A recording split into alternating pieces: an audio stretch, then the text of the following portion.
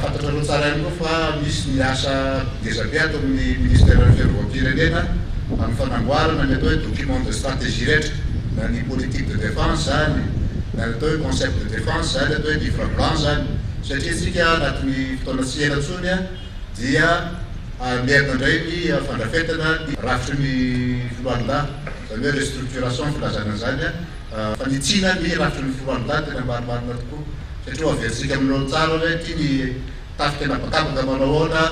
ny tafika ranomasina manao ahoana tafika talety manao ahoana hitanao reo retyblindé reky efa tonga mbola misy maromaro no avy a ireo dia mbola anamboarana karazana régiment vaovao a régiment d'intervention vaovao a ho avy ny tsy hoe la ny parachute sy ny sisa ahafahanao miaramila platsaka eny ilaina miverina mahaplatsaka ny ilaina azy iray a voasoratra anatin'ny politika akapoben'ny fitondram-panjakana tsika amin'ny fametrahana force spéciale zany rehetra zany dia mila fandaminana mila fiomanana mila fahaiza-manoara miaramila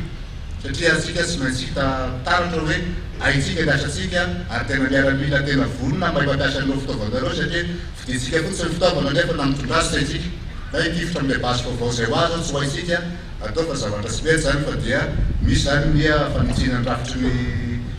tafika indrindrandrindra na restructuration izay amerina amin'ny laony indray a reo andeha tafika telo samihafa dia nitafika napakapaka nitafika talety ary ny tafika andranomasina ary hitatsika mandeha tsikelikely koa fa misy ny ilazalazana sy ny fivoriana rehetra mifandray amin'izany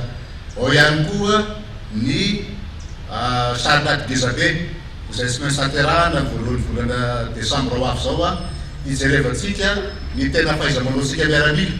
hatray zany fahaizantsika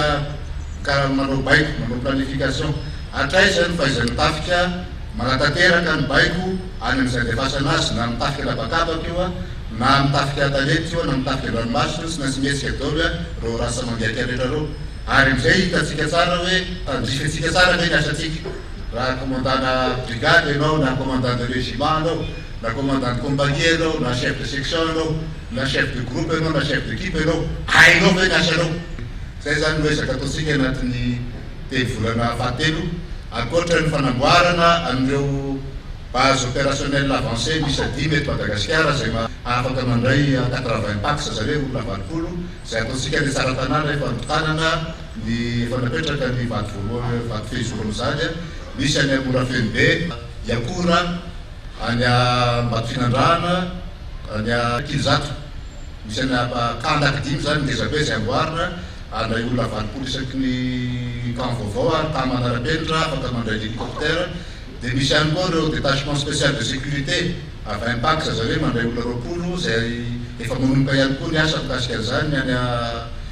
Befotaka any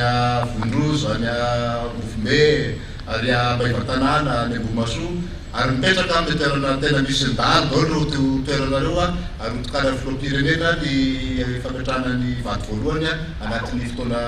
fohy